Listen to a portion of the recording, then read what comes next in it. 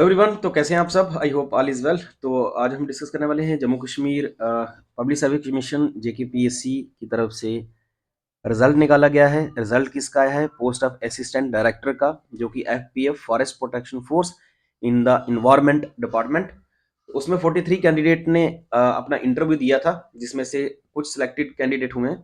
ठीक है, तो जो सिलेक्टेड कैंडिडेट है, ये लिस्ट बताई गई है कि जो जो कैंडिडेट ने इंटरव्यू दिया है, ठीक है, रोल ऑर्डर के अकॉर्डिंग जिन जिन्होंने इंटरव्यू दिया। बट सिलेक्शन इनमें से कितने की हुई है? 43 में से जो सिलेक्शन हुई है वो कितने कैंडिडेट की हुई है, वो ये रिजल्ट बताता है। Select list for the post of assistant director, ये रिजल्ट है उसका, जिसमें से रैंक 1 आया है महक शर्मा का, जिनके नंबर हैं 392 ओपन मेरिट में। और ये वो कैंडिडेट हैं जिनकी मेरे साथ 2022 में, 23 में, 24 में रेगुलरली बात होती थी during the interview. Regularly in the sense कि जब भी इनके इंटरव्यू आए हैं, ये ऑलरेडी जेकेएस का इंटरव्यू दे चुकी हैं 2022 में, और इसके अलावा भी इन्होंने बहुत सारे एग्जाम दिए हैं।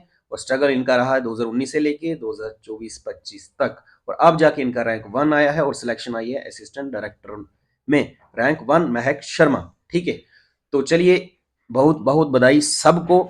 और इस लिस्ट में से हमने एक मेंटरशिप प्रोग्राम स्टार्ट किया था असिस्टेंट डायरेक्टर के लिए।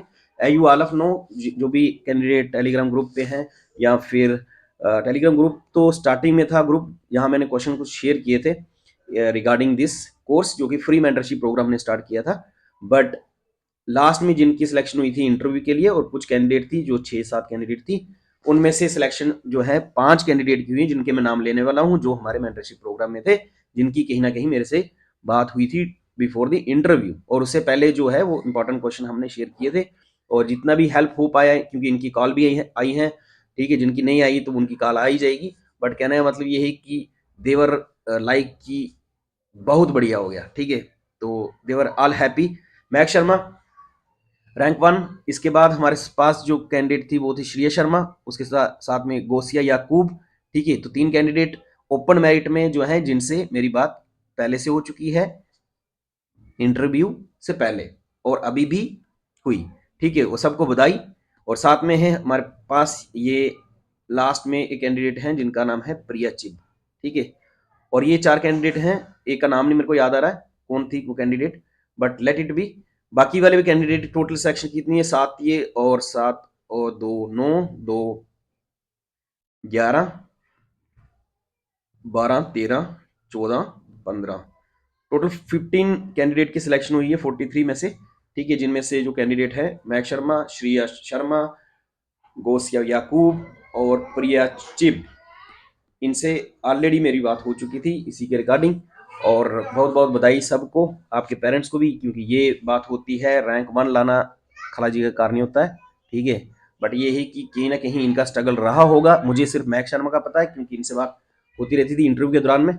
बाकी वालों की अपनी अपनी स्ट्रगल है। और इसके बाद जो भी कैंडिडेट हैं बाकी वाले, आपने निराश नहीं होना है। जेकेपीएससी का प्रीलिम एग्जाम आने वाला है, उसकी तैयारी करनी है काफ़ी अच्छे से।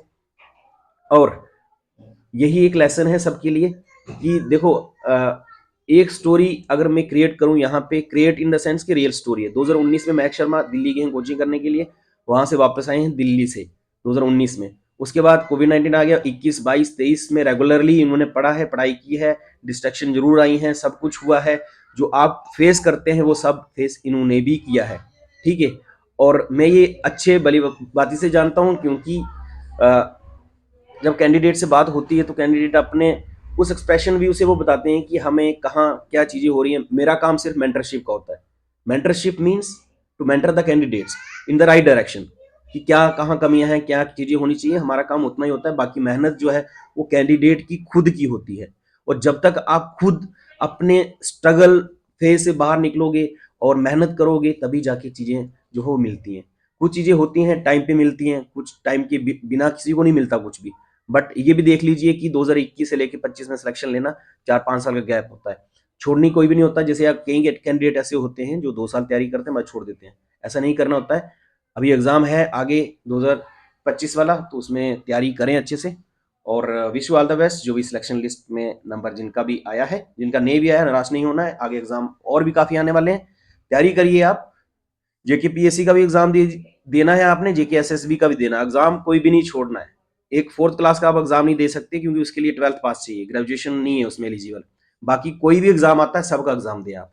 वो इसलिए क्योंकि कुछ ना कुछ फाइनेंशियल अगर प्रॉब्लम है किसी को तो आपको एग्जाम कोई भी हो, जेके एसएसबी हो, जेके पीएससी हो, आपको लेना ही लेना है। बाद में आप हायर पोस्ट का भी सोच सकते हैं, ठीक है, बट फॉर्म सब भरने हैं, सब एग्जाम देने हैं, सब एग्जाम में बैठना है, ठीक है। जेके एसएसबी का कोई भी हो, चाहे वो बीएलडब्ल्यू का हो, पटवारी का हो, फाइनेंस अकाउंट का हो, कोई भी पोस्टें आगे आती हैं, एनटी की आती हैं, या फिर जैसे सब इंस्पेक्टर की आई हैं, एनटी की और आएंगी, और आगे एजुकेशन डिपार्टमेंट में पोस्टें आई हैं। तो ये सारी पोस्टें जितनी भी आगे आई हैं वो एक आपको ये इग्नाइट करने के लिए हैं कि भाई आप तैयारी करें, अच्छे से करें, ठीक है।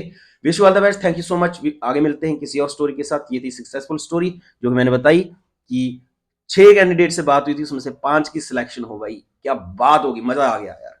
Thank you so much, bye bye.